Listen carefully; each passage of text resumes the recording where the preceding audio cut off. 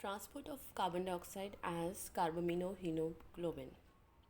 Nearly about 20 to 25% of carbon dioxide is carried out by hemoglobin in the form of carbaminohemoglobin. Carbon dioxide in blood, it combines with the amino group of hemoglobin and then form carbaminohemoglobin. When hemoglobin brought oxygen near the tissues, then carbon dioxide present in the tissues combines with the hemoglobin and oxygen is diffused out. As a result, it forms carbaminohemoglobin, hydrogen ion and oxygen enters inside the tissue. The reaction releases oxygen from oxyhemoglobin in tissues because the partial pressure of carbon dioxide is more due to the oxidation process. Carbon dioxide is formed in the tissue, so that's why partial pressure of carbon dioxide is more in the tissues in comparison to the partial pressure of oxygen. As a result, more binding of carbon dioxide occurs. In alveoli, partial pressure of carbon dioxide is less because in alveoli the concentration of oxygen is more as alveoli receives oxygen from the external environment. So partial pressure of carbon dioxide is less and partial pressure of oxygen is more. So dissociation of carbon dioxide from carboxyhemoglobin, or we call as carbaminohemoglobin, it takes place in the alveoli. Due carbon dioxide bind to the hemoglobin from the tissues is delivered to the alveoli. So the blood brings carbon dioxide to the alveoli where diffusion of gases takes place.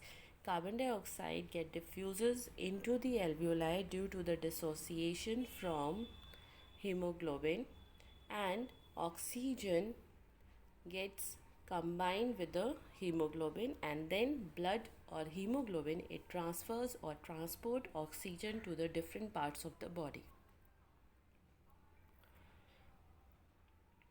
Next topic is Bohr effect.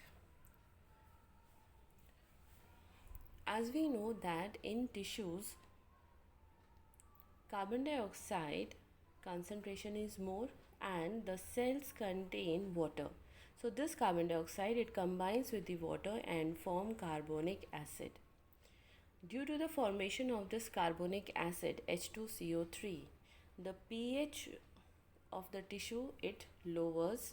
That means acidic content has increased, and this low pH, it induces the oxyhemoglobin to give up more of its oxygen. That means oxygen from the oxyhemoglobin gets dissociated and oxygen is released in the tissue.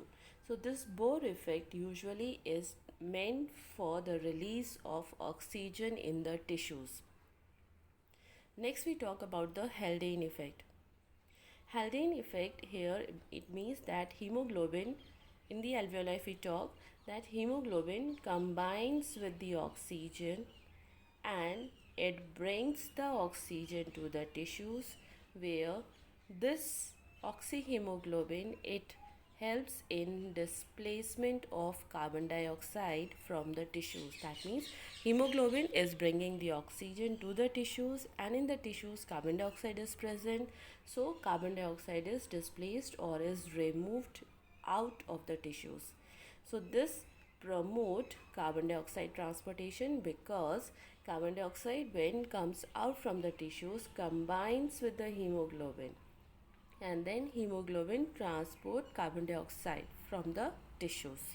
So here we say that Bohr effect is meant for oxygen release, whereas Haldane effect is meant for transportation of carbon dioxide. So that's why when oxygen is transported, then in return carbon dioxide is also transported. So we say that Bohr effect and Haldane effect, they both are complementary to each other.